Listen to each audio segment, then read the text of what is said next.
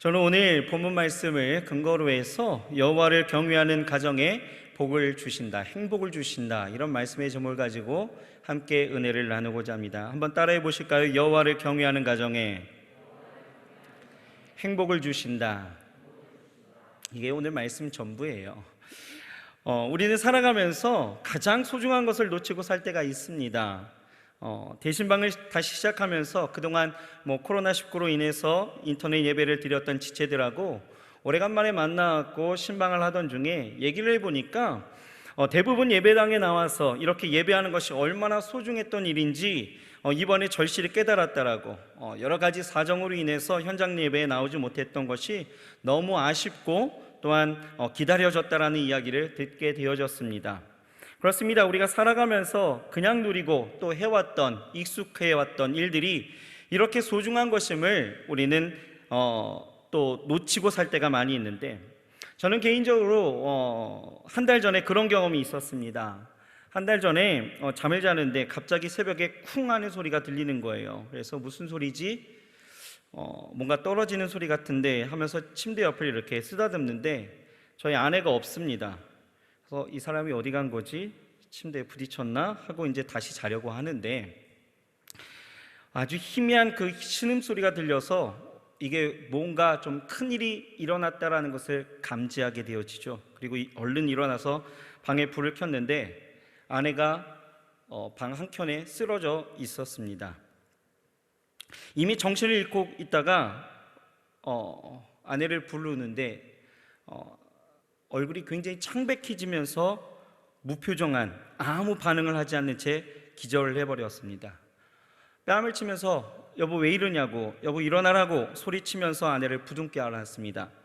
정신이 희미해진 이 아내는요, 갑자기 일어나면서 여보 속이 메스껍다고, 화장실에 좀 나를 데려다 줬으면 좋겠다고 해서 아내를 이렇게 안고 일어나는데 이미 팔다리에 힘이 풀렸고 여전히 정신이 희미한 상태에서 어찌할 바를 모르는 그러한 상태였습니다. 그래도 이제 좀 속이 메스껍다니까 화장실로 이제 데려갔죠. 데려가서 앉혔습니다. 그런데 비몽사몽간에 어떤 말도 하지 못한 채 그렇게 있는데 이건 안 되겠다 싶어갖고 다시 침대에 누워야 되겠다라고 생각해서 안고 나오다가 한 번 더 쓰러지게 되어지고 침대에 누이게 되어졌을 때 아내는 다시 기절하게 되어집니다. 완전히 의식이 없게 되어진 그런 상태에 들어가게 되어지니까 제 마음이 너무 놀란 거예요. 그래서 아내를 부르면서 그때 처음으로 아내의 뺨을 한번 쳐봤습니다. 뺨을 치면서 일어나라고, 여보 일어나라고, 무슨 일이냐고. 그러다가 아내가 정신을 차리게 되어졌는데 그때서야 아내가 119를 내가 불러야 되겠다고, 병원에 가자고 이렇게 이야기하니까 아내가 평소에 이렇게 병원 가는 걸 굉장히 싫어합니다. 그러니까 괜찮다고 그러면서 좀 누워 있겠다고, 그러면 괜찮을 것 같다고 하면서 그 하루의 위기를 넘기게 되어졌는데, 그 새벽 저는 아직도 그 아내의 그 창백한 그 얼굴이 잊혀지지가 않습니다. 이 사람이 이대로 내 곁을 떠날까봐 굉장히 두렵게 되어졌고, 이번 일을 겪으면서 이 아내의 소중함을 다시 깨닫게 되었습니다. 이 사람이 평소에는 내가 살 동안은 내 옆에 계속 있을 것 같았지만 이게 아닐 수도 있겠다라는 그 마음이 들게 되어지니까 그 소중함이 배나되어지고 그 소중함을 잃지 않으려고 지금 더 아름답게 살려고 노력을 하게 되어지는데, 여러분 이렇듯 우리는요, 내게 있어서 소중한 물건이지만 보물이지만 그 가치를 모르고 사는 경우들이 굉장히 많이 있다라는 것이죠. 미국에 보면은 이 음향 장비 기술자로 일하고 있는 이 마크 스파크스라는 사람이 있었는데요, 이 사람이 플리마켓에서 마음에 드는 액자 하나를 $2에 사게 되어집니다. 집에 가지고 와서 이 액자에 있는 그 그림을 빼고 자기가 갖고 있는 그 그림을 넣으려고 이제 작업을 하게 되어졌는데 그림을 빼는 순간 뭔가 하나 툭 떨어지는 거예요. 그래서 살펴봤더니 그게 오래된 하나의 문서 같은데, 살펴봤더니 그게 미국 독립선언서였습니다. 그래서 이게 진짠가 가짠가 이런 생각을 가지고 전문가에게 감정을 맡겼는데, 이게 1820년에 단 200붓밖에 발행되지 않은 진본임이 밝혀졌다라는 거예요. 그래서 그 액자에 숨겨진 가치가 얼마인가 라고 살펴봤더니 단돈 2달러에 산 이 액자의 가치가 무려 우리나라 돈으로 약 3억, 그러니까 25만 달러에 달하는 그런 가치가 있었다라는 것을 알게 되어지죠. 그것을 보게 되어졌을 때 이 액자의 그 가치를 모르고 이 판 사람은 얼마나 억울할까, 이런 생각을 하게 되어집니다. 여러분, 소중한 보물이지만 그 가치를 모르게 되어지면 이렇게 되어진다라는 것이죠. 여러분, 5월은 가정의 달입니다. 이 가정의 달이 되어지면은 이 가정을 생각할 수밖에 없는 여러 날들이 있죠. 5일이면 어린이날, 그죠? 8일은 어버이날, 그리고 21일은 여러분들 이거 잘 모르실 거예요. 부부의 날, 그죠? 7일은 저희 아내의 생일입니다. 우리는 이런 기념일들이 다가오게 되어지면 다른 날보다 더 많은 신경을 쓰게 되어지고 이벤트를 준비하면서 그날에 집중하는 모습을 갖게 되어지는데, 그래서 선물을 준비하기도 하고 함께 시간을 보내면서 기쁨을 나누고 또 여행을 하기도 하고 이렇게 되어지죠. 그런데 정말 이런 기념일이 우리에게 주는 의미가 무엇일까를 생각해 본다라면 이것은요, 이 기념일이 제가 생각할 때에는 소홀했던 것들을 돌아보는, 그래서 지금까지 그렇게 하지 못한 것을 회개하는 날이 되어지지 않을까, 이런 생각을 하게 되어집니다. 그리고 앞으로 내게 맡겨진 앞으로의 그 364일은 내가 더 소중하게, 더 열심히, 더 아름답게 살아가야 되지 않을까라고 생각하는 날이 그런 기념일이지 않을까, 이런 생각을 하게 되어집니다. 그런 의미에서 5월을 우리가 잘 생각해 본다면 우리가 가지고 있었던 이 소중한 이 보물이지만 그 가치를 몰라 소홀히 했던 이 가정을 되돌아보는 시간인 것 같습니다. 오늘은요, 이 가정에 대한 말씀을 함께 나누려고 하는데요, 사실 사람들은 이 가정에 얼마나 큰 복인 줄을 모르고 산다라는 것입니다. 창세기를 보게 되어지면은 하나님께서 세상의 만물을 창조하실 때마다 하신 말씀이 있습니다. 뭐라고 하셔요? 보시기에 좋았더라, 이렇게 하나님이 말씀하십니다. 그런데 우리가 주목해 볼 수 있는 것은 하나님께서 아담과 하와를 만드실 때에 아담에게 하와를 선물하시고 가정을 이루게 하시고 또 만물을 창조하셨을 때에 모든 것을 마치게 되어졌을 때 그 표현이 달라졌다라는 거예요. 어떻게 해요? 보시기에 심히 좋았더라. 여러분, 가정은요, 본래 하나님이 가장 기뻐하시는 완전한 걸작품이었습니다. 그런데 우리가 살아가다 보면은 이 실제 경험하는 가정은 그렇지 못한 면들이 굉장히 많은 것 같습니다. 이혼 비율이요, 매년 계속 높아지고 있죠. 간통죄가 우리나라에서 사라지면서 부부의 그 외도 비율이 급상승을 하게 되어집니다. 서울시의 경우에는 2018년 데이터에 의하면 부부싸움으로 119가 출동한 건수가 무려 2032건이었다라는 거예요. 여성신고 전화 30만 건 중에 65%가 가정폭력에 관한 상담이라는 면에서 이 가정에 대한 그 의식이 점점 부정적으로 흘러가고 있는 면이 아쉽습니다. 왜 가정이 이렇게 되어졌을까? 가장 행복하고 아름다워야 될 이 가정이 어그러지고 깨뜨려지면서 왜 이렇게 되어졌을까? 왜 그럴까요, 여러분? 그것은 아담과 하와로 인한 이 죄의 시작이 그 행복과 그 아름다움을 다 깨뜨려 버렸다라는 것입니다. 죄는 하나님이 만드신 모든 세계와 그 질서 그리고 그 아름다움을 깨뜨려 버리게 되어지는데 그 중에 하나가 바로 가정의 파괴이다라는 거예요. 실제적으로 아담과 하와가 에덴에서 쫓겨나게 되어지고 에덴 밖에서 살아가게 되어질 때에 아담과 하와의 그 가정 가운데 하나님이 자녀를 선물해 주십니다. 행복한 삶을 산 것 같지만 사실 여러분, 성경을 보게 되어지면 첫째 가인은 동생 아벨을 어떻게 해요? 시기하게 되어짐으로 어떻게 됩니까? 가정에서는 절대 있어서는 안 되는 첫 살인이 그 가정에서 일어났다는 거예요. 깨진 가정의 그 모습을 우리에게 고스란히 보여주고 있죠. 성경을 보게 되어지면 노아의 가정도 그렇습니다. 대홍수 이후에 이 세상에 남겨진 것은 노아의 가족뿐이었습니다. 하지만 이 노아가 하루는 이 포도 농사를 짓게 되어지고 그 포도즙을 먹게 되어지면서 발효된 그 포도즙에 의해서 취하게 되어지고 또 취하게 되어짐으로 자기도 모르게 벌거벗고 잠을 자게 되어지죠. 이때 그 아들이었던 함이 어떻게 합니까? 그런 아버지의 그 벗겨진 하체를 보았다라고 성경은 이야기합니다. 여기서 보았다라고 이야기할 때 그 단어 라라는 것은 이것은요 주목했다, 응시했다 이런 뜻으로 단순히 뭐 쳐다보는 것을 넘어서 즐기며 조롱했다 이런 뜻을 갖고 있다라는 거예요. 함은요 아버지의 실수를 덮어주었어야 했음에도 불구하고 어떻게 했어요? 조롱하듯 그 아버지의 실수를 감추지 아니하고 셈과 야벨에게 가서 고하는 잘못을 저지르게 되어집니다.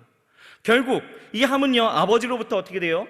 저주를 받게 되어지고 하나님 안에서 온전치 못한 평생의 어떠한 종의 모습을 갖고 살아가야 되는 그런 역사를 갖게 되어지죠. 이 역시 아버지의 존경이 사라진 깨진 가정의 모습이다라는 거예요. 롯의 가정도 비슷하죠. 아버지 롯의 말씀에 그 권위가 사라지죠. 그래서 사위들은요 아버지의 말씀을 어떻게 여겨요? 농담처럼 여겼다라고 성경은 기록하고 있는 거예요. 그런 가정의 모습이 있었고요. 또 그 딸들은 어떻게 됩니까? 소돔과 고모라의 그 심판 이후에 이 잘못된 그 성적인 선택으로 인하여서 아버지와 관계를 갖고 아이를 갖는 비정상적인 그런 가정의 모습을 보여주었다라는 거예요. 이외에도 성경은요 깨어지고 행복하지 못한 이 가정의 모습을 성경 이곳저곳에 있어서 우리에게 계속 보여주고 있는데 왜 그렇다고요? 왜요? 죄 때문에 그렇다는 거예요. 그러나 여러분, 하나님은요 이 세상을 창조하신 이 세상의 그 아름다움과 행복을 회복시키시고자 어떻게 하십니까? 독생 아들 예수 그리스도를 우리에게 보내주셨다라는 것입니다. 예수님의 그 대속의 은혜로 인하여서 모든 것이 회복되어졌다라는 거예요. 예수님의 그 대속의 은혜는 우리의 영혼만을 구원한 것이 아니라 우리의 모든 가정도, 하나님이 기뻐하시는 모든 삶도 그 구원의 은혜를 우리 가운데 베푸셨다라는 거예요. 완벽하게 회복하신 사건이 예수 그리스도께서 이 땅 가운데 오신 것, 그리고 십자가에 달려 돌아가시고 우리 위해서 죽으시고 부활하신 사건이 바로 우리의 모든 가정도 회복시킨 하나님의 놀라운 은혜이다라는 것이죠. 고린도후서 5장 17절에 보면 이렇게 말씀하고 있습니다. 그런즉 누구든지 그리스도 안에 있으면 새로운 피조물이라 이전 것은 지나갔으니 보라 새 것이 되었도다. 할렐루야. 하나님은요 우리 가정을 예수 그리스도를 통하여서 어떻게 해요? 새롭게 하셨대요. 예수님은요 우리 가정을 행복하게 만드십니다. 예수님이 우리 가정을 창조하신 그대로 그 아름다움을 회복시키신다라는 거예요. 오늘 본문을 보게 되어지면 그 행복한 가정의 모습을 고스란히 우리에게 전해주고 있는데요, 우리가 본문 말씀을 우리가 한번 보겠습니다. 2절, 3절, 5절, 6절을 한번 보겠습니다. 같이 읽어봅시다. 시작. 네가 내 손이 수고한 대로 먹을 것이라. 네가 복되고 형통하리로다. 너희 집에 내 실에 있는 너희 아내는 결실한 포도나무 같으며 너희 상에 둘린 자식은 어린 감람나무 같으리로다. 5절이요. 여호와께서 시온에서 내게 복을 주실지어다. 너는 평생에 예루살렘의 복을 보며 너희 자식의 자식을 볼지어다. 이스라엘에게 평강이 있을지로다. 할렐루야. 여러분 얼마나 행복한 모습이에요, 그렇죠? 이런 가정을 이루시길 주의 이름으로 축복합니다. 주의 이름으로 축복합니다. 우리 청년들에게 이 결혼에 대한 이야기를 하면 가정을 이루는 것에 대해서 굉장히 어렵게 생각하는 지체들이 간혹 있습니다. 그 이유를 묻습니다. 왜 그러니? 라고 이야기하면은 하는 이야기가 주변에 결혼한 그 사람들이 꽤나 있는데 거의 대부분 행복하지 못한 삶을 사는 모습을 보게 되어지니까 나도 그렇게 되어질 것 같은 마음, 그리고 나도 그렇게 살게 되어질 것 같은 그 두려움이 자신으로 하여금 결혼에 대한 그 생각을 접게 만들었다라는 거예요. 여러분 굉장히 이것은 어리석은 일입니다. 여러분 가정의 행복은 불가능한 것인가요? 아니에요. 가정의 행복은 이미 예수님이 회복했다라고 우리에게 선포하고 있는 거예요. 그 비결을 우리 가운데 보여주고 있는데 이미 성경에서 우리에게 그 모든 것들을 가르치고 있다는 것입니다. 여러분 그 비결이 무엇일까요? 행복한 가정을 위한 그 비결, 오늘 여러분들에게 말씀을 드립니다. 첫째는 여러분 하나님이 말씀하신 매뉴얼대로 살라라는 것입니다. 어떻게 해요? 하나님이 말씀하신 매뉴얼대로 살면 되는 거예요. 여러분 데일 카네기라는 사람이요 쓴 이 인간관계론이라는 그 책을 보게 되어지면 여러분 가정을 행복하게 만드는 7가지에 대해서 나와 있는데 그 내용이 이렇습니다. 간략하게 요약하면 첫째는 절대 잔소리하지 마라. 공감하시나요? 아직 결혼 안 했는데 어떻게 하셔? 근데 어느 정도 우리 공감할 수 있겠죠, 그죠? 절대 잔소리하지 마라. 두 번째는요, 배우자를 바꾸려 하지 마라. 그리고 셋째는요, 비난하지 마라. 네 번째는요, 진실이 담긴 칭찬을 하라. 다섯째는 작은 관심을 기울여라. 여섯째는 예의 바르게 행동해라. 일곱째는 결혼에 있어 성적인 측면을 다룬 좋은 책을 읽어라. 이렇게 이야기를 합니다. 여러분 공감하시나요? 그렇습니다. 그런데 여러분, 가정 행복을 관계적인 측면에서 본다라면 저는 이보다 더 명확한 방법을 제시하고 싶습니다. 바로 에베소서 5장과 6장에 나와 있는 하나님의 말씀이에요. 자, 하나님이 제시한 행복한 가정은 먼저 부부관계와 부자관계가 좋아야 하는데, 우선 부부관계에 있어서는 하나님께서 말씀하신 것이 에베소서 5장 22절부터 쭉 우리에게 그 비결을 소개하고 있습니다. 22절을 보면 이렇게 나와 있습니다. 제가 읽어드릴게요. 아내들이여 자기 남편에게 복종하기를 주께 하듯 하라. 아멘이 안 나옵니다. 다시요. 아내들이여 자기 남편에게 복종하기를 주께 하듯 하라.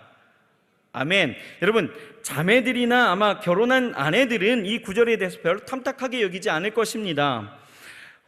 이거는 바울의 시대의 역사적인 상황 가운데 주어진 말씀이라 여기면서 이건 나와 상관없는 지금 시대의 문화로 보게 되어지면, 아내가 남편에게 복종한다라는 것은 이것은 마치 가부장적이고 또 고리타분한 불합리로 여길 것입니다. 그러나 여러분, 중요한 것은요, 어떤 것이 옳고 그름에 있어서 단 하나의 판단 기준은 문화나 유행이 아닌 오직 하나님의 말씀이다라는 거예요. 하나님의 말씀 가운데 복종하라라고 말씀하시면 그게 맞다라는 것이죠. 그러므로 아내가 남편에게 주께 복종해야 하는 것이 맞는 것입니다.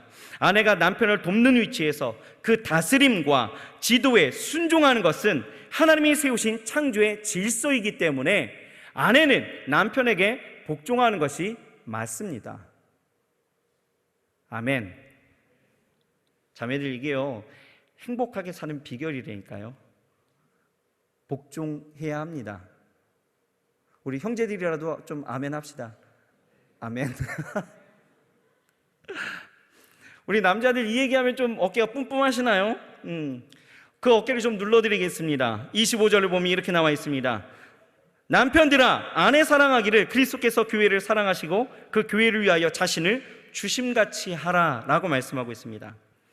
아내들에게 남편에게 복종하라고 말씀하신 후에 남편들에게는요, 더 어려운 말씀을 하시는 거예요. 이것은 남편의 의무인데 어떻게 해요? 아내 사랑하기를 교회를 사랑하시고 자신을 주심같이 하라라는 것이죠. 결국 남편들은요, 예수님처럼 자기를 버리기까지 희생하여 아내를 사랑하라는 거예요. 희생적인 사랑이다라는 것이죠. 내 생명을 다해서 사랑하라는 것입니다. 즉 남편과 아내의 그 관계성의 코드는 무엇에 있다? 사랑에 있다라는 것을 보여주고 있습니다. 이게 쉬운 것 같죠?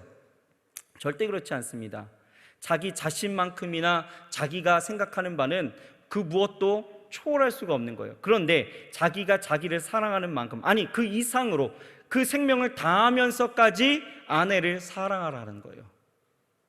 여러분, 복종하는 게 쉬울까요? 사랑하는 게 쉬울까요? 그럴 것 같죠? 여러분, 자기 생명을 내어놓으면서까지 사랑한다는 것 쉬운 일 절대 아니다라는 거예요. 그런데 남편들에게 오늘 명령하는 것, 그 의무가 바로 뭐예요?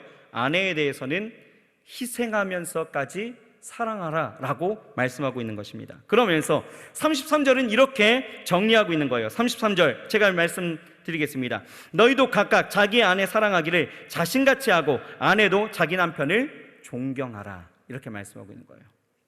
누가 한쪽만 행하는 것이 아니라 서로 상호관계에서 이렇게 사랑으로 복종하고 사랑으로 존경하면서 살게 되어질 때에 행복한 가정을 이루게 된다라고 말씀하고 있는 것입니다. 여러분, 행복한 가정을 만드는 부부의 관계는 이렇습니다. 서로 사랑하는 것, 서로 피차, 서로 존경하고 복종하고 사랑하는 것, 이 관계가 저와 여러분들의 삶 가운데 분명히 있어야 될 줄 믿습니다. 아직 결혼을 안 한 우리 지체들도요, 앞으로 이제 결혼을 해야 하기 때문에 미리 결혼을 준비하는 거예요. 내가 남편을 앞으로 사랑할 때에, 내가 아내를 사랑할 때에 이렇게 해야 되는 것이구나. 그래야 우리의 가정이 행복할 수 있겠구나라는 것을 여러분 미리 가르쳐 드리는 거예요. 이제 여러분, 부모와 자식과의 그 관계에서 오는 행복의 비결을 말씀을 드립니다. 무엇이냐? 6장 1절에서 2절을 보면 이렇게 말씀합니다. 자녀들아, 주 안에서 너희 부모에게 순종하라. 이것이 옳으니라. 내 아버지와 어머니를 공경하라. 이것은 약속 있는 첫 계명이니. 이렇게 말씀하고 있습니다. 내 아버지와 어머니를 공격하라 아닙니다. 공경하라입니다. 사실 우리가 효하면 생각할 수 있는 이 유교의 그 효윤리는 오히려 제가 봤을 때는 이 효에 대한 반감을 갖게 하는 여러 요소들이 있는 것 같습니다. 예를 들면 효윤리에 보면 이런 내용들이 있어요. 부모의 그 병환의 그 차도를 알아보기 위해서 효자들은 아침마다 부모의 대변과 소변을 맛보아야 한다는 이야기가 충격적입니다.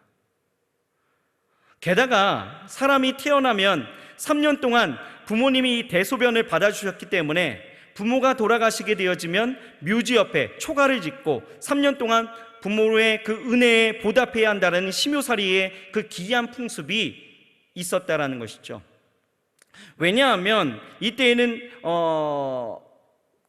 기묘한 것이, 이때에는요 벼슬과 간직은 버려야 되고, 농사를 지어서는 안 되고, 여자를 가까이에서도 안 되고, 하늘을 부끄러워해서 하늘을 볼 수 없도록 갓을 쓰고 다녀야 했기 때문에 이건 굉장히 어려운 것이죠. 이렇게 거상을 치르고 나면 여러분, 부자가 아니고서는 모두 폐가가 될 수밖에 없기 때문에 이런 것이 정말 부모를 공경하는 것일까라는 것에 의문점을 둘 수밖에 없다라는 것입니다. 여러분, 성경에서 말하는 부모 공경은 그런 것이 아닙니다. 오늘 성경은 뭐라고 이야기하느냐? 주 안에서 부모의 말씀에 온전히 순종하는 것에 있다라고 말씀하고 있는 것이죠. 물론 신앙적인 부분에 있어서는 우리가 분별을 가지고 생각해야 되겠지만, 그 외에는 우리가 부모의 그 말씀에 순종하는 것이 옳다라고 분명하게 말씀하고 있는 것입니다. 그 말씀에 순종하며 부모를 받들고 또 부모를 존경하고 사랑하는 것, 이것이 하나님이 우리에게 주신 자녀들이 부모에게 행해야 될 이 행복한 가정을 위한 비결 중에 하나다라는 거예요. 또 이제 부모에게 말씀하십니다. 4절을 보게 되어지면, 또 아비들아, 너희 자녀를 노엽게 하지 말고 오직 주의 교훈과 훈계로 양육하라. 이렇게 말씀하고 있습니다.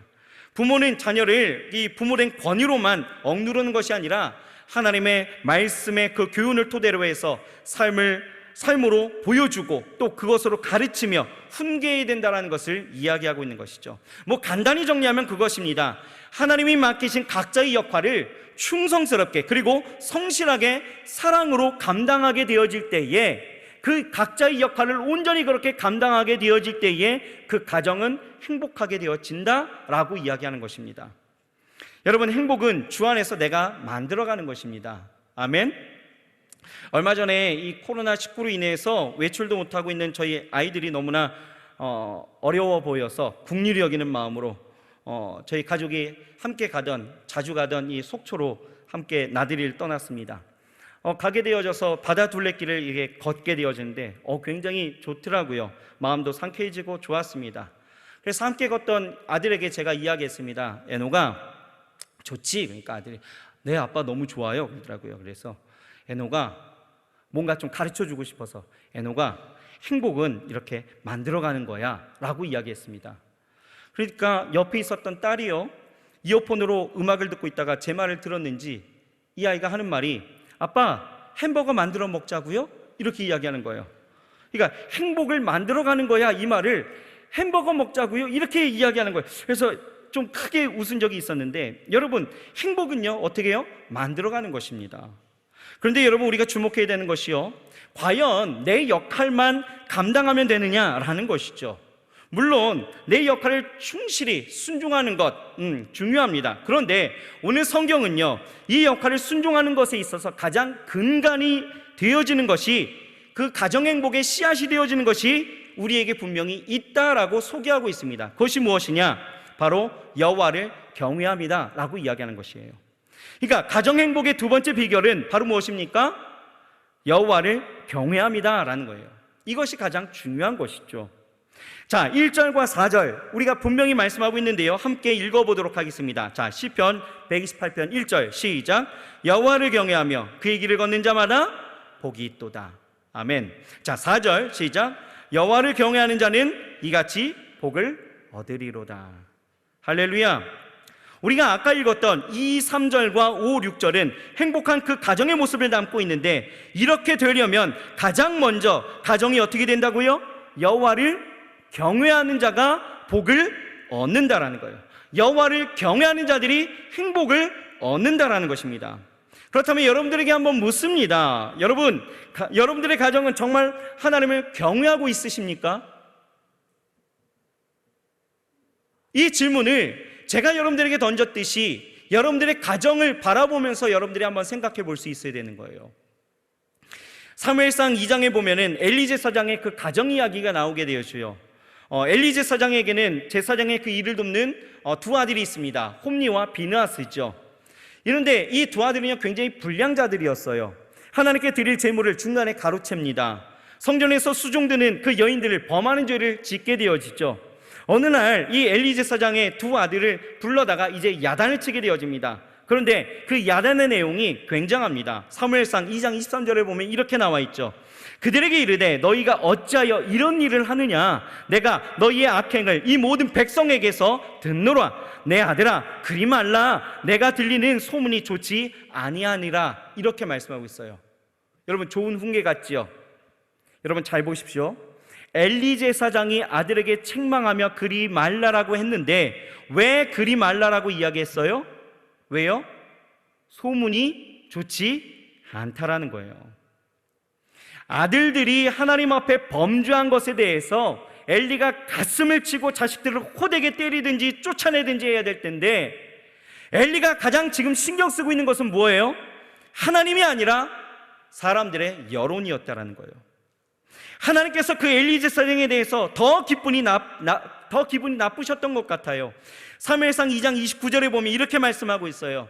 너희는 어찌하여 내가 나의 처소에서 명한 나의 제물과 예물을 밟으며 내 아들들을 나보다 더 중히 여겨 내 백성 이스라엘에 드리는 가장 좋은 것으로 스스로 살찌게 하느냐?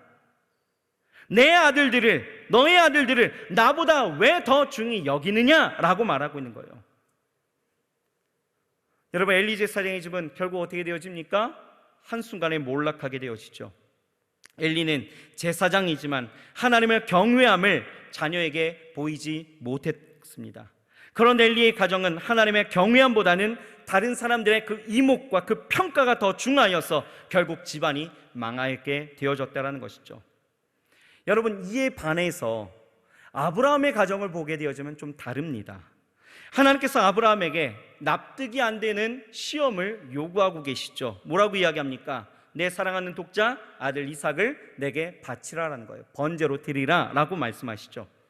아브라함은 고민을 했을 것 같습니다. 그런데 그에게 있어서 아들보다 더 중요한 것은 하나님이었기 때문에 그 명령에 기꺼이 순종하게 되어집니다. 아브라함이 이삭에게 칼을 들으려고 하자 하나님께서 어떻게 하셔요? 무엇이라 말씀하십니까? 22장 12절에 보면 이렇게 말씀하고 있어요. 창세기. 사자가 이르되 그 아이에게서 내 손을 대지 말라. 그에게 아무 일도 하지 말라. 내가 내 아들 내 독자까지도 내게 아끼지 아니하였으니 내가 이제야 너가 하나님을 경외하는 줄을 아노라. 너가 하나님을 경외하는 줄을 내가 아노라 라고 말씀하고 있는 거예요. 여러분, 가정의 행복은 어디에서 옵니까? 바로 하나님을 경외하는 가정, 하나님을 경외함에서 온다라는 거예요. 그렇다면 여러분, 하나님을 경외하는 것이 무엇일까요? 어렵지 않습니다. 간단하게 생각하면 하나님이 왕이시라라고 고백하는 것입니다. 하나님이 내 삶에, 내 가정의 왕이십니다라고 고백하는 것이 바로 하나님을 경외하는 것이다 라고 이야기할 수 있는 거예요. 여러분, 어느 가정에나 왕은 있습니다. 여러분들의 가정에는 누가 왕이십니까? 생각해 보세요. 여러분, 우리가 정신을 똑바로 차려야 되는 것이 고린도전서 2장 12절을 보게 되어지면 이렇게 말씀하고 있어요. 우리가 세상의 영을 받지 아니하고 오직 하나님으로부터 온 영을 받았으니 라고 말씀하고 있는 거예요. 무슨 얘기냐면 사람에게 있어서 그 중심에는 성령이냐 세상의 영이냐 둘 중에 하나다라는 것이죠. 가정을 덮은 영도 마찬가지라는 거예요. 하나님의 성령이냐 세상의 영이냐 둘 중에 하나다라는 것입니다. 마귀는요, 에덴 동산에서 행복했던 이 아담 부부를 불행하게 만든 존재입니다. 이 마귀는 계속해서 이 부부를 불행하게 빠뜨리고자 계속적으로 시험을 하게 되어지는데, 마태복음 13장 25절 28절을 보게 되어지면 이렇게 말씀하고 있어요. 사람들이 잘 때에 그 원수가 와서 곡식 가운데 가라지를 덧뿌리고 갔더니 싹이 나고 결실할 때에 가라지도 보이거늘 집 주인의 종들이 와서 말하되 주여 밭에 좋은 씨를 뿌리지 아니하였나이까? 그런데 가라지가 어디서 생겼나이까? 주께서 이르되 원수가 이렇게 하였구나. 원수가 이렇게 하였구나. 가라지를 누가 뿌렸어요? 원수 마귀가 뿌린다라는 거예요. 마귀가 여러분 가정에 장난치지 못하도록 여러분 늘 우리는 우리의 삶 가운데 하나님이 우리 가정에 우리의 삶 가운데 왕이심을 고백할 수 있어야 된다라는 거예요. 그렇게 모셔드릴 수 있어야 된다라는 것이죠.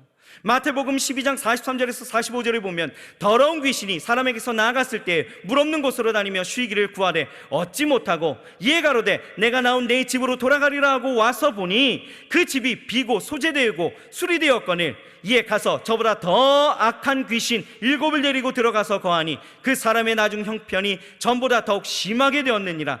이 악한 세대가 또한 이렇게 되느니라 라고 말씀하고 있는 거예요. 무슨 얘기입니까?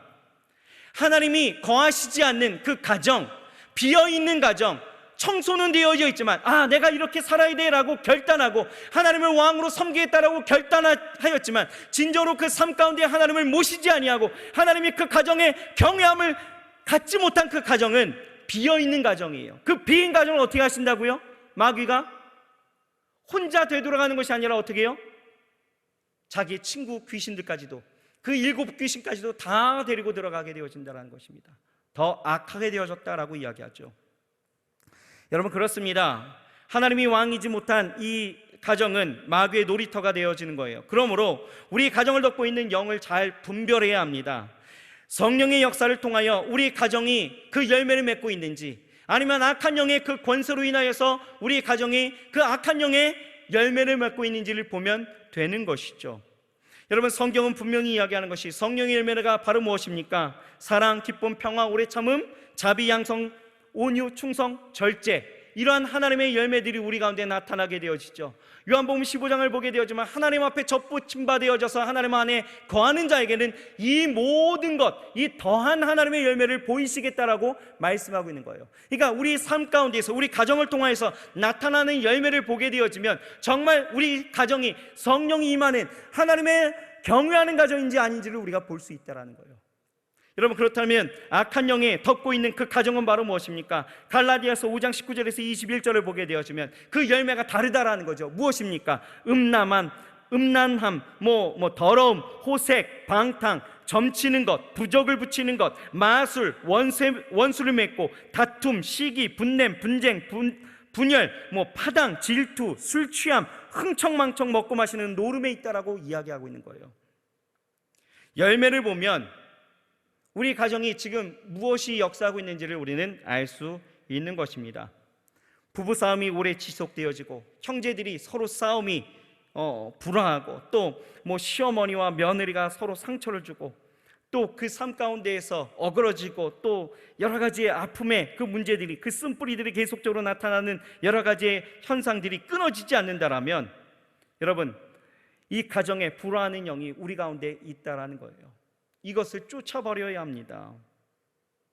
가정에서 여러분 하나님을 경외함으로 이제 나아가게 되어져야 합니다.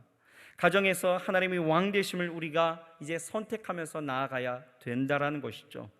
여호수아는 이스라엘 백성들에게 분명하게 말씀하시는 것이 여호수아서 24장 15절에 뭐라고 이야기합니까?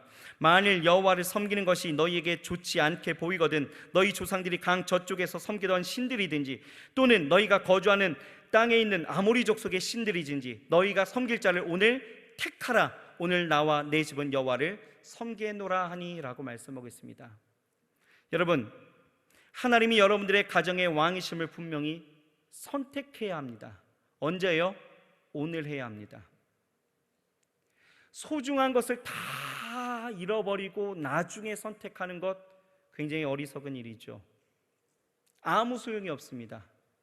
여러분, 정말 가정의 행복 그리고 하나님의 은혜가 임하길 원하십니까? 원하십니까? 하나님의 열매가 넘쳐나는 그런 가정 되시길 소망하십니까? 여러분들의 가정이 그렇게 되길 소망합니다. 그죠? 그렇다면 어떻게 해요? 언제? 오늘 여러분 선택해야 되는 거예요. 어떻게 해요? 하나님이 우리 가정의 왕이십니다. 할렐루야. 가정에서 하나님의 이름을 높이 올리며 하나님 앞에 여러분 나아갈 수 있기를 소망합니다. 그렇다면 하나님을 선택하고 하나님 앞에 여러분들의 가정을 올려드리기 원한다면 여러분 가정에서 무엇이 있어야 될까? 예배가 있어야 된다는 거예요. 여러분, 오늘 권면하는 것은 가정 예배를 회복하시길 바랍니다. 가정 예배를 통해서 가족 간에 해결되어지지 않는 그 상처나 불화, 고백되지 않는 죄를 서로 고백하며 하나님의 임재하심 속에 치료하심과 회복하심을 서로 바라보면서 주의 은혜를 누리시길 주의 이름으로 축복합니다. 혹여나 아직 가족 간에 부모님이 아직 믿지 않아서 가정 예배를 드릴 형편이 되지 않는 지체들이 있다면 여러분 그 가정 가운데서 혼자라도 개인 예배라도 여러분 시작하시길 바랍니다. 부모님을 위해서 기도하는 거예요. 형제간을 위해서 기도하는 거예요. 지금까지 끊어지지 않은 여러 가지의 그 숱한 어려움과 그 문제를 위해서 여러분 기도해 보십시오. 여러분들의 그 예배를 통하여, 여러분들이 기도를 통하여, 그리고 여러분들이 하나님을 경외함을 통하여서 하나님은 여러분들의 가정을 변화시켜 주실 수 있다라는 것이죠. 왜 내 인생은 안 될까? 왜 내 가정은, 왜 이런 일들이 일어나게 되어졌을까?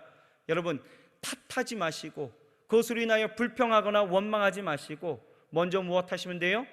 하나님 앞에 예배하시는 거예요. 선택하십시오. 그리고 오늘 예배하시는 거예요.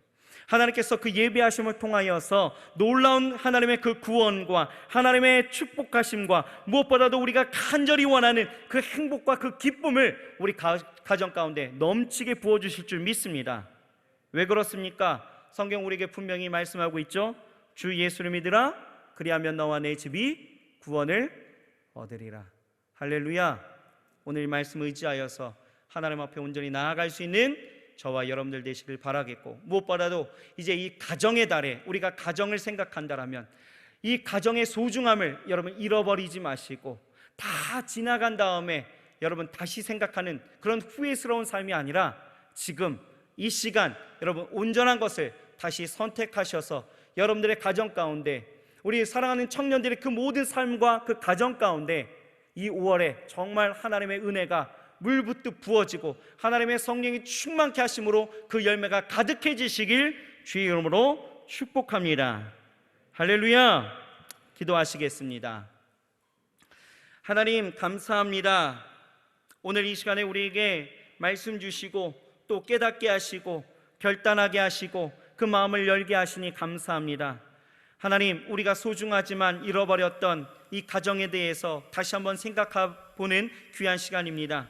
오늘 이 시간에 우리 가정을 위하여 간절히 구하게 하시고 하나님, 우리 가정의 그 행복을 위하여 다시 한번 하나님을 붙들고 나아갈 때에 하나님 내게 허락하신 삶의 자리에서의 그 모든 역할을 잘 감당할 수 있도록 하나님 도와주시옵시고, 또한 아버지 하나님, 무엇보다도 우리 가정의 행복의 근간은 오직 하나님을 경외함에서 나온다라고 말씀하고 있사오니 하나님을 우리 가정의 왕으로 삼게 하시고 오직 하나님을 따라 그 말씀을 따라 순종하며 나아갈 수 있도록 역사하여 주옵소서.